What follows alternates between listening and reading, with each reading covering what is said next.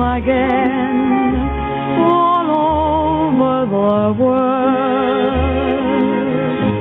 and rain or snow is all. Mrs. Johnson was just 23 when the war began.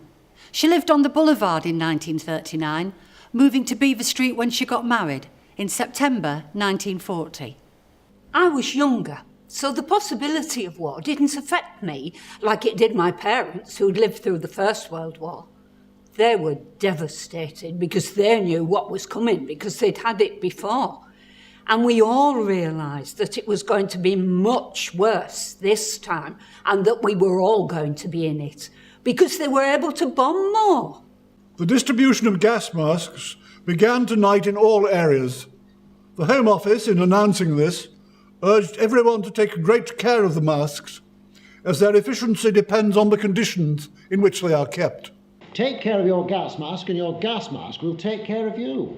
It's important to know how to put the mask on properly and quickly. Well, yes. You might need to do this in a hurry. Oh. Keep the box in a cool place. Do not hold it in the front of the fire, or leave it near hot water pipes, or leave it out in the sun.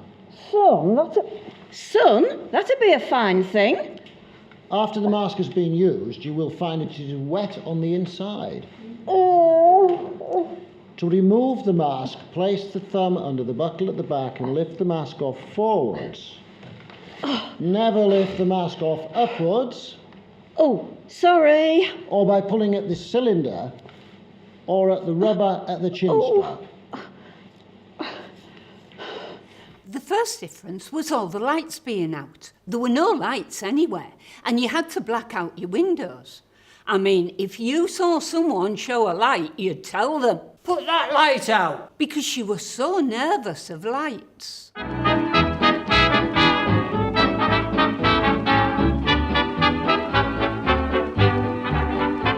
Oh, Mr. Woo is now an air raid warden, and don't he look cute in his new siren suit?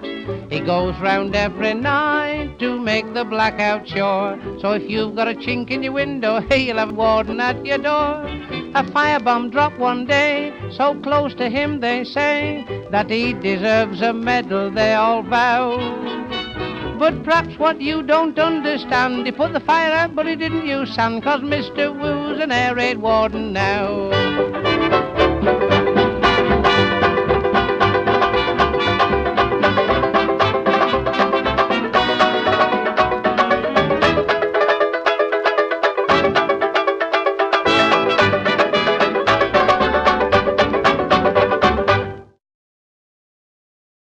On the 3rd of September 1939, the news that everyone had been dreading broke.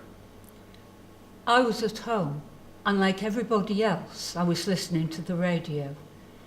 Everything and everybody stopped to listen. Well, it was so important. This is London. At 9 a.m. this morning, His Majesty's Ambassador in Berlin informed the German government that unless not later than 11 a.m. British summer time today, September the 3rd, satisfactory assurances had been given by the German government and had reached His Majesty's government in London, a state of war would exist between the two countries, as from that hour. 1st of July 1940, Saltend oil installation was the target of the first bombing raid of the war in daylight. There were no sirens. The first anybody knew about it was the sound of anti-aircraft fire. Then the explosion started. Fragments of a bomb ripped holes in a petrol tank which contained thousands and thousands of gallons, and as it leaked out, it caught fire. Everybody knew that fire had to be put out, because the whole of the installation would have been blown to pieces, and everybody with it. 5 men were awarded the George Medal for putting that fire out, and they deserved it. At first we didn't get bombed, but then you were nervous in case you did. You still went out. We had an air raid shelter, and our neighbours next door didn't, so they used ours. They used to put them up a street at a time, A whole street, and anyone who wanted one could have one. Lots of people used our shelter, 3 families, so you can imagine what it was like when everyone was in it. Oh, crowded.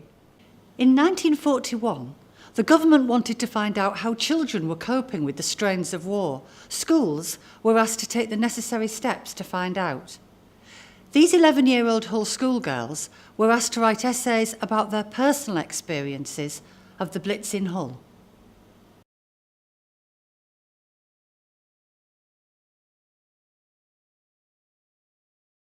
When we hear the sirens at night, if we are in bed, I am up and dressed as quick as I can and carry the gas mask and mother's bag down to the shelter while she carries little brother. There was one big blitz on the Wednesday and Thursday night, and we was very frightened indeed, for we live in Bean Street. I was in the house at that moment, seated under the table, when all the fire flew out of the grate and burnt my leg. We all cried and screamed and ran to the shelter. Another night, when all was quiet, Hitler decided to pay us another of his unwelcome visits. The Bean Street folk were very unlucky, for he dropped a landmine at the bottom of their street. I thought, oh, I wish I could do something to him, the rogue. I think it's best forgotten.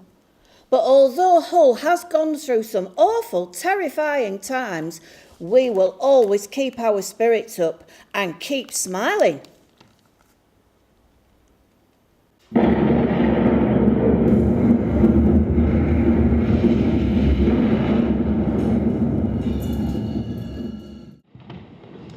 Can a woman be a good wife?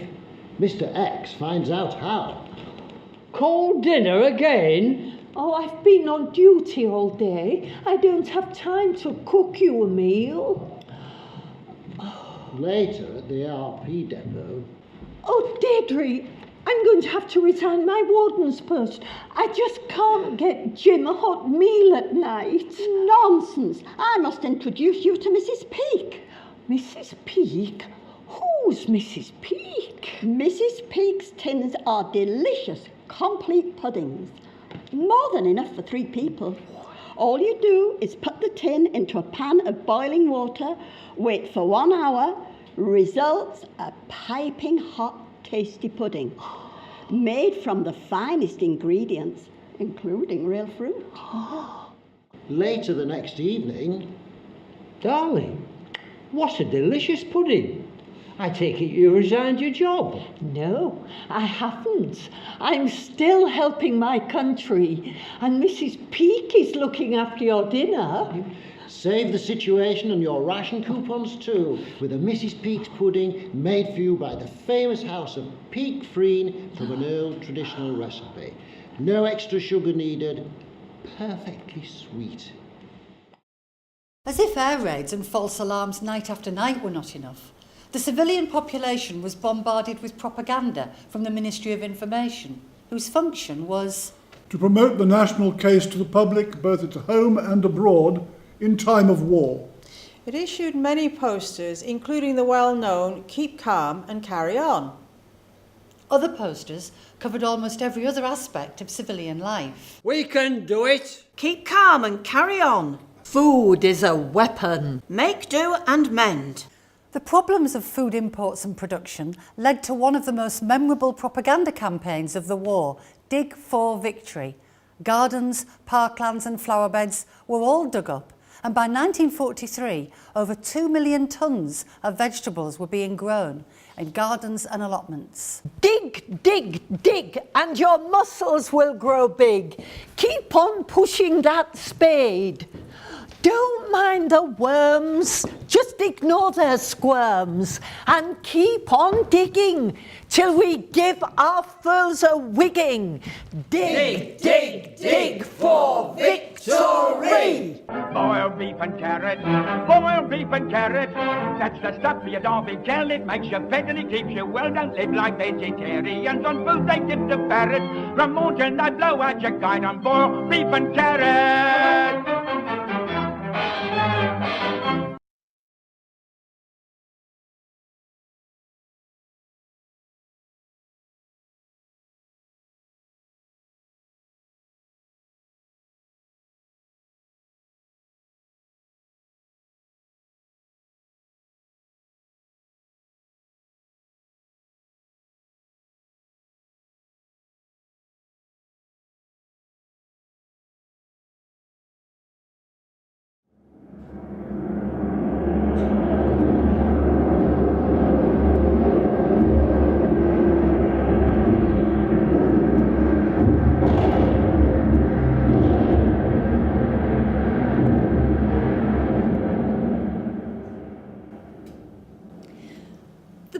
locals could only refer to Hull as a north-east coast town. That was it. Other towns were named, Coventry, Birmingham, but Hull was never mentioned, just a north-east coast town. And it used to make me cross, because people would think, they're not getting very much, and Hull was one of the worst bombed cities. The night of the 7th and 8th of May was the worst. And after the first night, everybody was literally terrified. They wanted to go out of Hull somewhere, get outside, not be in it. And so by tea time, the roads were absolutely blocked with people. It was awful. It was the worst sight of the war. There were people with prams. There were women carrying anything they could. There'd be a pram with a mattress over the top and a child in it, and a woman carrying a huge bag by the side, and all walking because there was no transport. They'll be listed in wartime records simply as raids 45 and 46. But the devastation inflicted on Hull and its people the past 2 nights will live forever in the memories of those who endured the bombs and their aftermath. As the last of the smoke clears over our ruined city this morning, families are coming to terms with the death of 424 loved ones, from newborn babies to people approaching their 90th birthday. No street remains untouched by the bombing, as 464 fires broke out over the city. It has left many dead and injured, the industrial life of the city devastated, and the city centre reduced to rubble. Mum and Dad had decided to leave the cinema when they'd been warned of a heavy air raid, and we came out on the top steps outside, and I looked at Holderness Road and I couldn't believe it. If you went out on a normal evening, it was absolutely pitch black. As a little girl, to me it was like walking through black velvet. Not this night. This night, the noise of the bombs dropping, the ack-ack guns sounding. I looked up at the sky, the searchlights and the planes caught in their beam. Anyway, I took Dad's hand on my right and Mum's hand on the left, and we ran like anything down the middle of Holderness Road. We couldn't run on the pavement because all those little shops that inhabited Holderness Road at that time, they'd had all the windows blown in. Every time the raid got worse, Dad did a sensible thing. He took a detour down one of the streets running off Holderness Road, and we took shelter in the shelters that were built in the streets there. We'd stay there until there was a lull, and then we'd come out again and continue our run down the road. I think we did about 3 detours that night, and when we got to the last shelter and we went in, I thought, what are all these people doing? They're on their knees, what are they doing? And then it dawned on me, they were praying.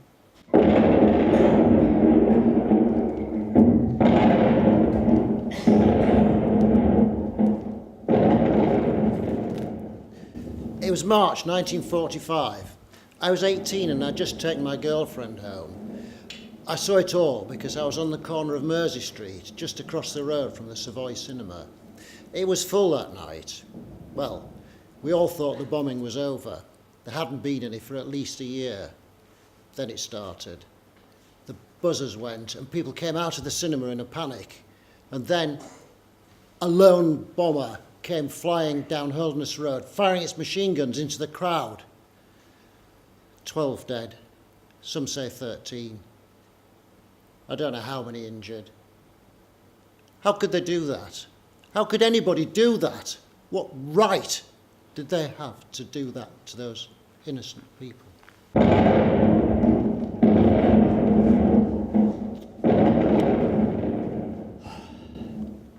One day, my brother John came home from school, crying and in a very distressed state. It took Mum quite a time to calm him down. Eventually, he calmed down enough to tell us his school friend, Stevie Hargrave, was dead. Then he broke down again, and through his tears he shouted, "They're all dead." The awful truth was the whole Hargrave family had perished on the night of the 9th of March 1941 at 38 Lisset Grove, North Hull. Ernest, 50. Mary, 48. Doris, 19. Ernest Jr., 15. Stevie, 11. Jean, 11. What I found difficult to understand about this story was the Hargrave family actually lived at 42 Watton Grove. 38 Lisset Grove was the home of the Cox family, Thomas and his wife Catherine Rose, and their 2 children, Geoffrey and Dorothy, twins aged 8. I don't know why both families were in that house that night, but a single bomb killed them all. And I don't think my brother ever got over the shock, and he never talked about it again. The Prime Minister, Winston Churchill, has officially announced the end of the war with Germany. In a message broadcast to the nation from the Cabinet Room at number 10, he said the ceasefire had been signed at 02:41 hours yesterday at the American Advance Headquarters in Reims. Huge crowds, many dressed in red, white and blue, gathered outside Buckingham Palace. I was in Withensea. We had a caravan and we'd gone there for a week, but we didn't have a wireless. We knew it was imminent, that war was ending, but we didn't know whether it had ended or not. We were outside Withensea, so we had to go in for a paper. I can remember we kept asking people as the war ended, and we asked the milkman, "Well, have they signed? Has it ended?" And he said, "Oh, I don't know, I just get on with my milk round." But eventually somebody said, "Yep, they've signed, it's ended." So we just packed up and came home. Hull, one of Britain's hardest hit cities in the war, celebrated the end of European hostilities today in a quiet and restrained manner, but with a profound feeling of thankfulness. It must have taken some time for the reality of peace to be believed by the people of Hull, but by the 10th of May, Peace Night, the Hull Daily Mail was able to report that High Carnival reigned in Queen's Gardens, the focal point for Hull celebrations. Scenes of remarkable gaiety repeated itself last night. Happy crowds were singing and dancing throughout the night. Festooned with multicoloured electric lights, switched on at dusk, Queen's Gardens made the ideal setting for the celebrations. The ornamental fountain enriched the spectacle, as sprays of water, kaleidoscopic in their hues, were projected into the air. Floodlighting silhouetted the Guildhall Tower and clock, and searchlight crisscrossed the sky. Thousands of people thronged the gardens, relieved and thankful that the war was finally over. Class distinctions have no frontiers in times like this. We all shared in a common peril and were united in our deliverance. We were just so glad it was over once and for all. It was hard to believe, but it was true. There we were. We kept calm, well, as calm as we could anyway. Things got desperate in the last year or so, but we'd done what we could, and most of all, we'd survived. There were lots who hadn't. Oh yes, we all knew someone who hadn't. So we didn't want to say. We didn't want to talk about it. And so began the long silence.